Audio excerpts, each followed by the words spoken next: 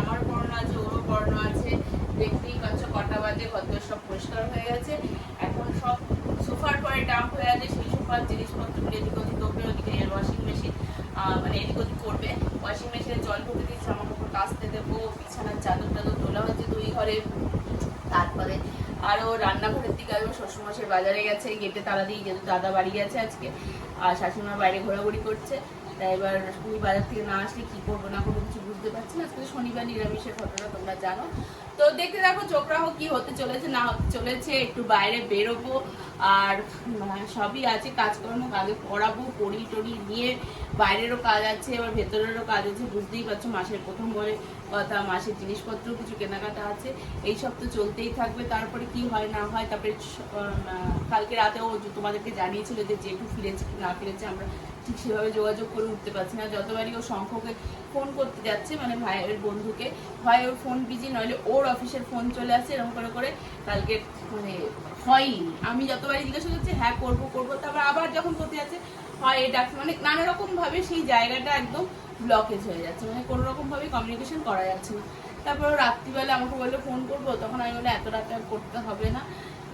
তখন যাই হোক মেসেজ করে রেখেছিল। এবার রাত্রিবেলা 3টের সময় নাকি শঙ্খ জানিয়েছে যে হ্যাঁ কালকে যেটুকে হসপিটাল থেকে শেষমেশ ছেড়েছে।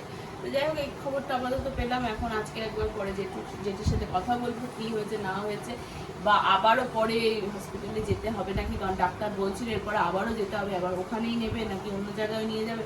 কারণ সত্যি কথা বলতে আইএলটিএস ভীষণ ভীষণ এক্সপেন্সিভ।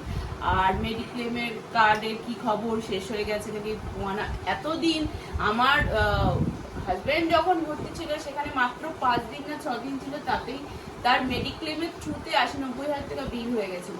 আর সেখানে যেটু প্রায় 15 দিন ওভার, আর আমার 5 দিন 6 দিন উইদাউট ওটি। তারপরে আবার কি বলে কোনো টেস্ট খুঁজে খুঁজে পাচ্ছিল না, তাই এই টেস্ট ওই টেস্ট। তা যাই হোক লাস্ট ট্রিটমেন্ট ওখানে ভালো হয়। শেষ পর্যন্ত আমাকে ডাক্তাররা যেটা বলেছিল যে ওর এই ট্রিটমেন্টটা করতেই হবে, না করলে কিন্তু ভুগবে। তো সেটাই দেখলাম। বাড়িতে আমি বলেছিলাম, কিন্তু আমার শ্বশুরবাড়ির লোকরা এগুলো ইগনোর করে গেছে, বলছে না ও ছোটবেলা থেকে সেম প্রবলেম। তো তোমাদেরকে আমি এই কথা আগেও বলেছি, তবুও কোনো হাসপাতালের কথা বলতে গেলে কিছুটা তো মেডিক্লেমের থ্রুতে ডাক্তারদের আর ওখানকার মানে স্কেলেরও কিছু ইয়ে থাকে, যে মেডিক্লেমের কার্ড পেয়ে গেলে ওরা ভীষণ ইয়ে করতে থাকে, সেটা সবাই জানে, সবাই বোঝে যে পাবো যখন তাহলে একেবারে উপরি করে নি, এই হচ্ছে ব্যাপার। তো ওর ওটি না হয় ওরকম হয়েছিল, পরের বার যখন ওটি হলো সেটা ঠিকঠাক, আমি তাও বললাম সেটা মনে হয় 70-এর মতো বিল না টোটাল সব মিলিয়ে মানে ওষুধপত্র মিলিয়ে 1,10,000। হ্যাঁ পরেরটা নেক্সট ইয়ার আবার সেই যে প্রবলেমটা বলেছিল সেই প্রবলেমটা আবার নেক্সট ইয়ারে যখন পুরোপুরি ভাবে ফেস করতে হয়, তখন আমার শ্বশুরবাড়িতে সবাই বিশ্বাস করে যে না তাহলে ডাক্তার ঠিকই বলেছিল, এমনকি আমার হাজবেন্ডও ভাবে যে না তবে ঠিক বলেছিল, বলে সেই ইয়ারে আবার অপারেশনটা করা হয়। তো যাই হোক সে তখন সব মিলিয়ে শুনতেই পেলে ও বললো 1 লাখের ওপরে। তাহলে সেক্ষেত্রে জেঠুর ওটি হয়েছে, আর বারবার একটা দুটো ওটি না, 3টে ওটি না, 4টে ওটি না, 6টা ওটি হয়েছে। তাহলে শেষমেশ তোমরা বুঝতেই পারছো কি 6টা কি 7টা হয়েছে, 6টা তো অলরেডি হয়েছে, 7টা ওটি হয়েছে। আঙুলটা যেদিন আরো একদিন রেখে দিয়ে আবার তারপরে দিন কেটেছে। তাহলে সেক্ষেত্রে বলতেই হবে যে কিছুটা তো প্রচুর বিল, প্রায় আমার হিসেবে তো বলে 2.5-এর ওপরে হয়ে যাবে, 5 হয়ে যেতে পারে আমার জানা। যাই হোক তো শোনাই যাবে, শুনবো সবই কিছু, কি হয়েছে না হয়েছে, কারণ ওখানে বিল না মিটিয়ে তারপর পেশেন্টকে ছাড়বে না। তো এই হচ্ছে ব্যাপার, কি করে না করে সেটা সব প্রত্যেকটা মানুষ যতই তারা দাঁড়িয়ে যাক বা কিছু না, সবার ফাইন্যান্সিয়াল অবস্থা ভালো থাকুক না থাকুক, কিন্তু সব দিক থেকেই সবার চাপ থাকে, এটা তো বলে তো লাভ নেই। কখন কার কি পরিস্থিতি হয় কেউ বলতে পারে না। যেমন আম্বানির ব্যাপারও তোমরা বুঝতে পারছো, ছেলের বিয়ে দিচ্ছে বলে হয়তো আমাদের কেউ দিতে পারি, এই তো সকলে বলছে। তো যাই হোক সেসব নিয়ে আমি আলোচনায় যাচ্ছি না।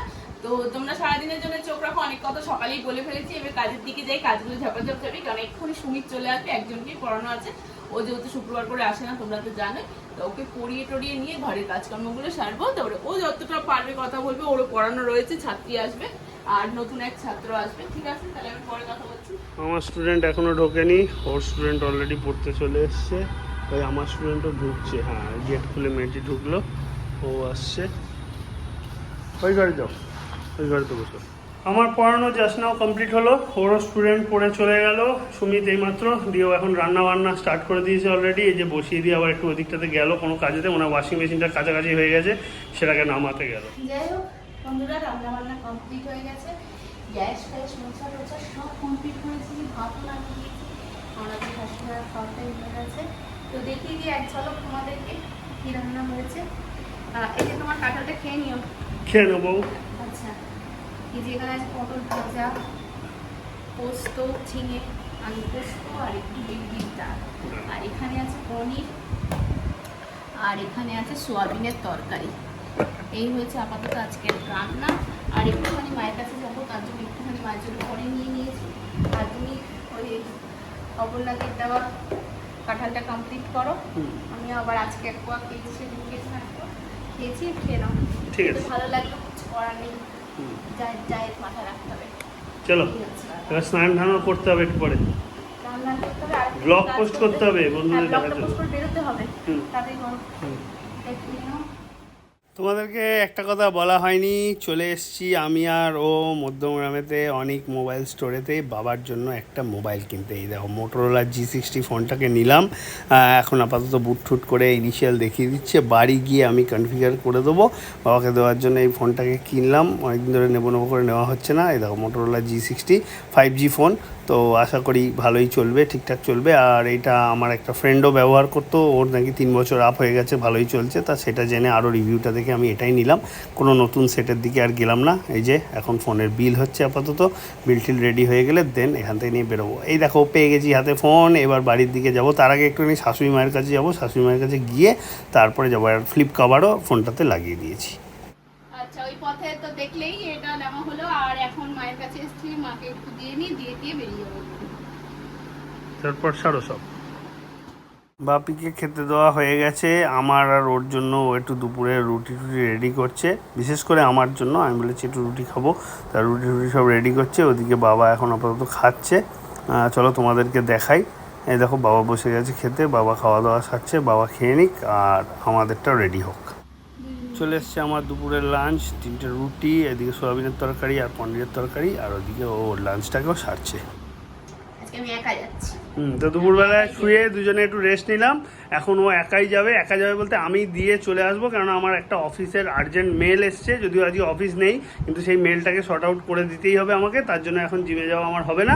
আমি বাড়িতে চলে এসে কাজে বসবো, ও জিমটা যোগাটা করুক, যদি তো পারে তোমাদের সঙ্গে কিছু শেয়ার করবে, আর যদি না পারে তাহলে আমার আর কিছু বলার নেই। তো যাই হোক, চলো তোমায় দিয়ে আসি।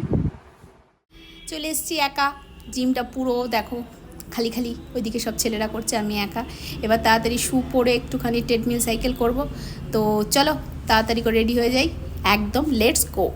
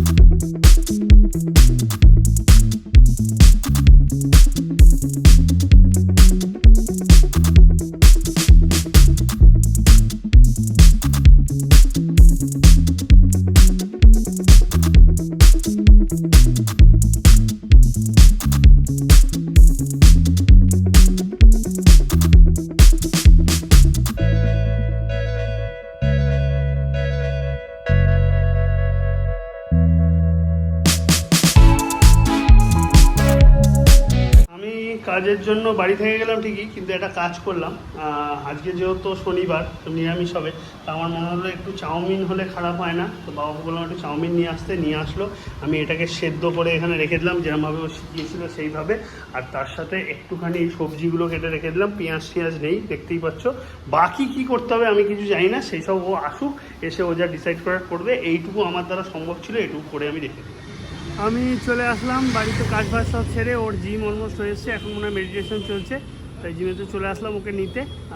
নামুক, বা ভাবছি আমি একবার ওপর থেকে ঘুরে আসি, যদি হয়ে গিয়ে থাকে তাহলে নিয়ে চলে আসি, দিয়ে বাড়ির দিকে চট করে যাই।